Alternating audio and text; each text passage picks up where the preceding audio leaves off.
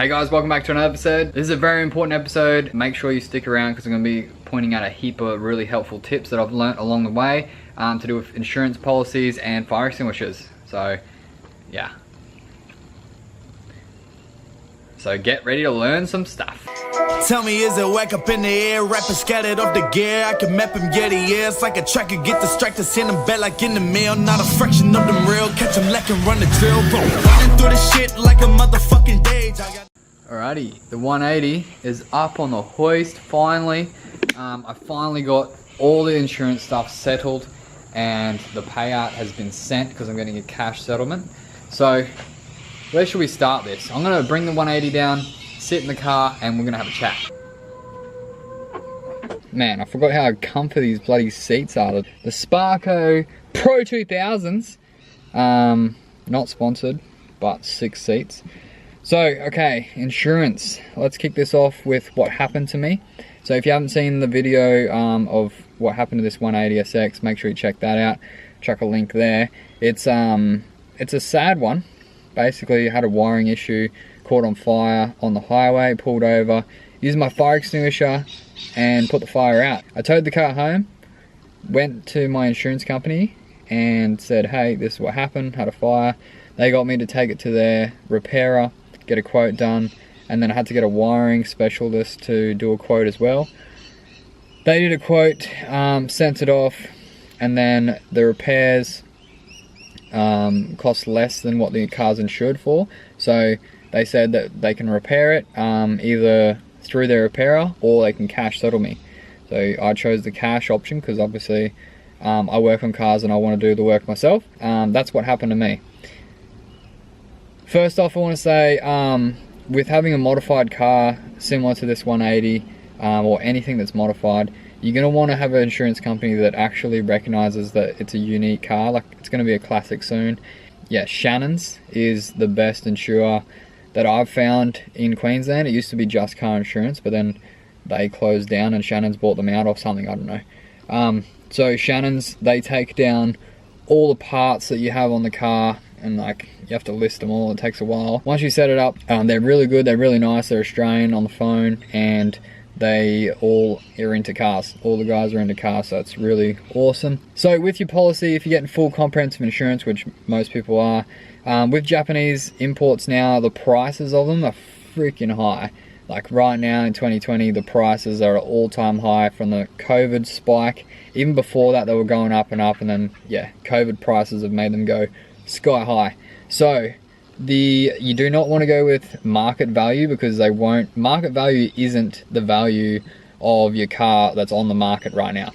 Isn't a thing.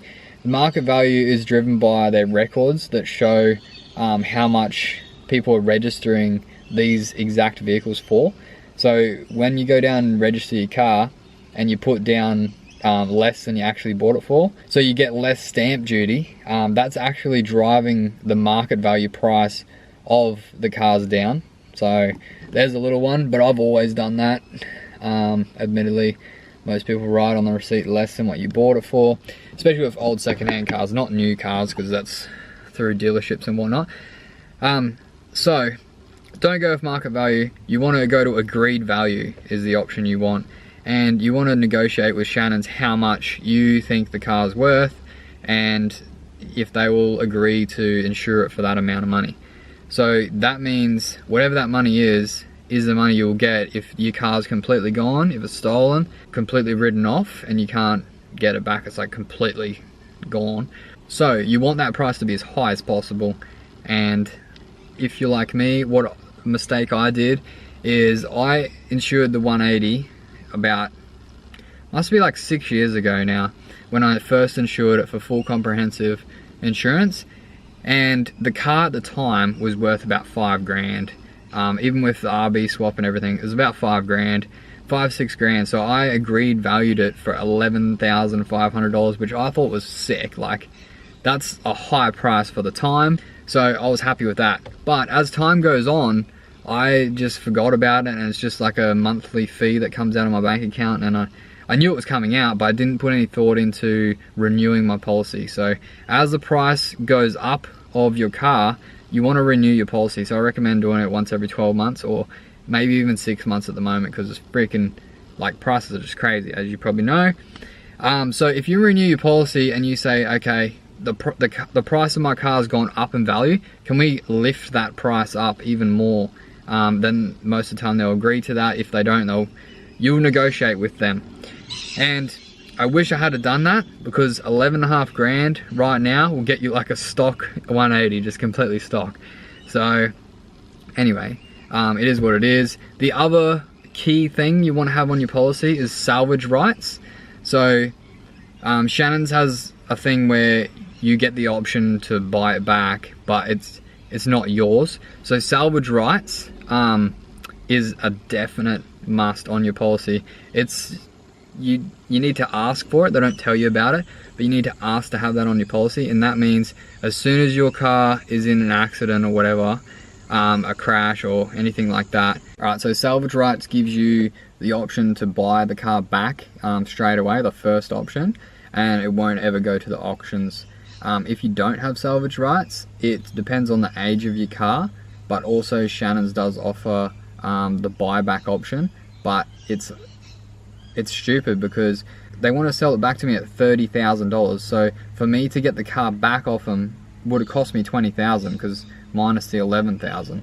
So that would be like the worst. So that's why I towed the car home and I never left it at a yard or anything like that, because I just did not want the car to be tied up somewhere where I couldn't get it back. But yeah, so make sure you have salvage rights. It will help you in the future. It's just asking the question, they'll apply it to your policy. The main thing is just updating your policy and getting like the amount risen each year or every 6 months, however much your car's rising, because when it comes to it, if your car's gone, you're only going to get the amount that it's insured for, and if it's like 20k less than what it should be, you're missing out like so much money. So I'm going to be fixing this 180, getting all the wiring sorted, getting it back on the road, and then I'll be updating my policy to about 25-30 grand, whatever they'll let me insure it for, and then also having salvage rights. That's what I'm doing. It's probably a good idea if you guys look at the clauses that Shannon's have, or whichever company you want to go with, and just make sure there's nothing in there that is just like dodgy as. Because insurance companies, they don't want to pay you out. They don't want to pay you any money. They want to keep their money. So the last thing I want, or any car guy wants, is for someone to lose out big on their pride and joy. And that's what most of Shannon's customers are, like car enthusiasts, because that's the crowd they bring in by saying they're different to everyone else and like understanding enthusiasts and stuff, but they'll still keep things under the rug that you won't know about, like the salvage rights.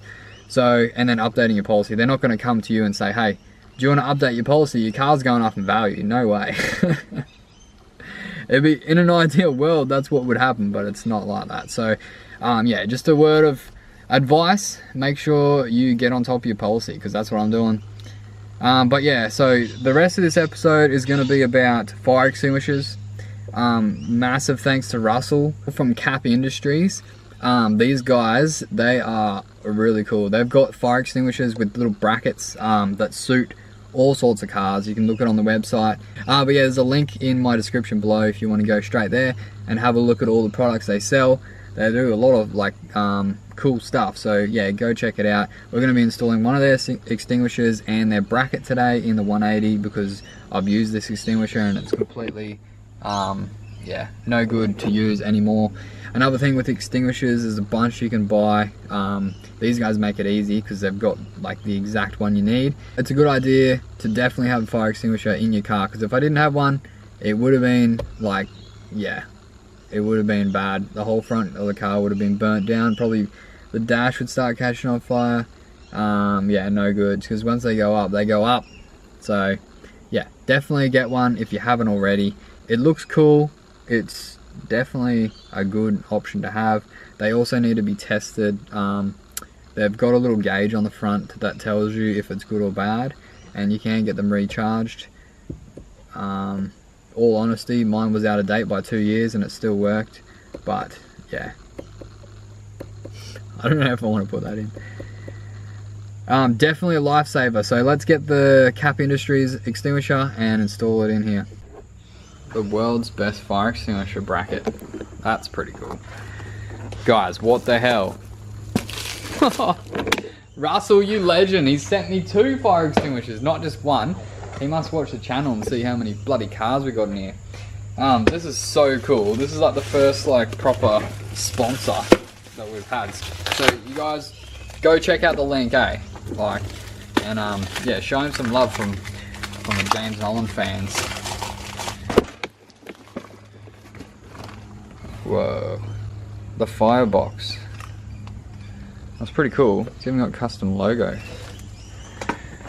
Wow, this is so good. Now I can put one in the bloody oh,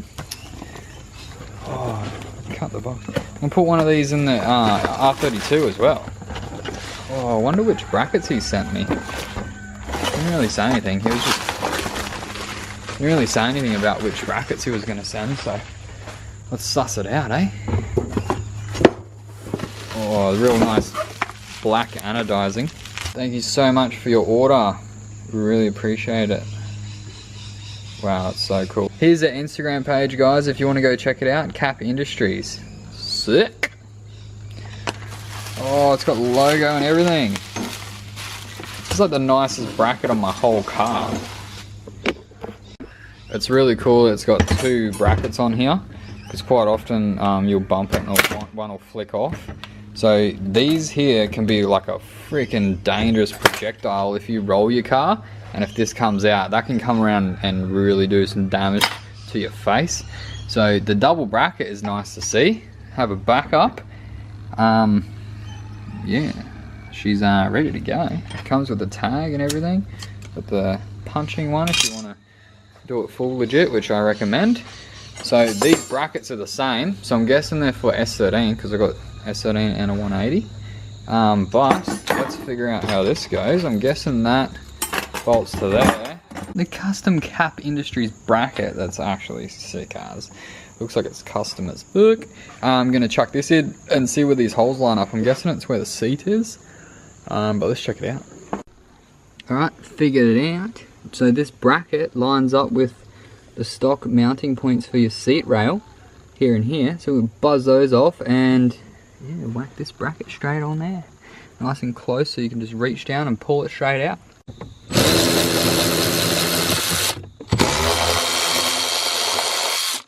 Butts. The bracket actually lines up like spot on, like every angle's perfect.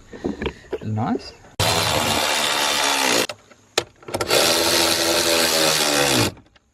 Boom! That's an install done. Check the seat still works. That's a 2-hand job. Yeah, just tucks right in under there. Beautifully. I didn't know if it was going to fit, but I think I might spin it around though. Has the option to mount it either way. I might spin it around because this is kind of like near where your hand goes and your foot or your leg. That side might be a bit more out of the way. How good is that? Even got the logo here facing, so as soon as you get in the car, you can see that. Wow, it's not very often you get stuff off the internet that actually fits. And this is even aftermarket seat with an aftermarket rail and it still works, which is sick. So that's pretty much the end of this one, guys. Just a short video with a bit of an update on 180 things. But yeah, don't worry, the 180 is going to be back. I'm doing heaps of cool stuff on this. Starting with the engine rebuild. Hopefully Tom has time to help me with that. And yeah, that's going to be sick because I've never actually rebuilt an engine or watched it or anything. I've seen teardowns, but not like reassembly. So that's going to be cool. Yeah, and also just making the engine bay look really tidy. Trying to get this thing as low as possible with air cup suspension or airbags. I'm not sure yet on which one I want to go. Luke, he's got the air cups and he said they're great. So I may go down that road. They're a lot cheaper, that's for sure. So I want to get this thing slammed, but then be able to lift it up so the cops and speed bumps can't bother you, which would be nice. And then mold all the guards. So I want to mold, like, I want to figure out which tires and which wheels I'm going to keep with which tire size, and then I'm going to mold, get it as low as possible, and mold actual guards to the wheels, so it'll be pretty custom. And like, see how this sticks out here, which has always done that. Just want to cut it and mold it to the car a bit better. And then these rear guards, actually, I might get this all like filled in and actually made part of the car so you can't see the screws, just like a more cleaner look. Because yeah, I'm going for the show car look, and I'm even considering Type X tail lights, but I don't know yet. Need to get this damage sorted. That's cooked. There's damage. The front bar is cooked there, that you would have seen. And yeah, just like a full respray, because the bonnet's actually been melted from that fire that was in here. And also this guard, you can see there, it's all melted because it got too hot. Too much heat and paint don't mix. This is a sneak peek.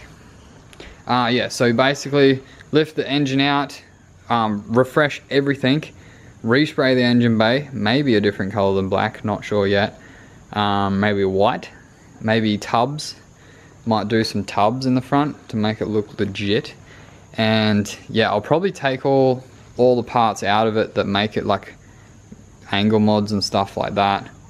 I don't know, I might just leave it, I don't know, I'm undeciding a lot of things, but definitely need to get all this shit ripped out, put a new harness through, do a wire tuck so you can't see any of the wires. That'll be a lot nicer. And yeah, just tidy it all up. Man, that stinks like shit. But thanks for watching, guys. Make sure you hit the like button, drop a comment below on any thoughts you had, or if you've got anything to share with your insurance policy. And if you haven't already, hit subscribe. There's some crazy content coming up. We're about to go into Matsuri in the S13. That's ready there, just about to get the wheel alignment. And then that episode should come out tomorrow night. And yeah, it's all happened. It's freaking sick. I'm actually getting real pumped, because every now and then I just like remember that it's Matsuri and I get super excited. And it's been 1 year since we bought that S13, and yeah, just reminiscing on all the moments has been sick. So yeah, I'm glad you guys have come along for the journey, and I'll see you on the next video.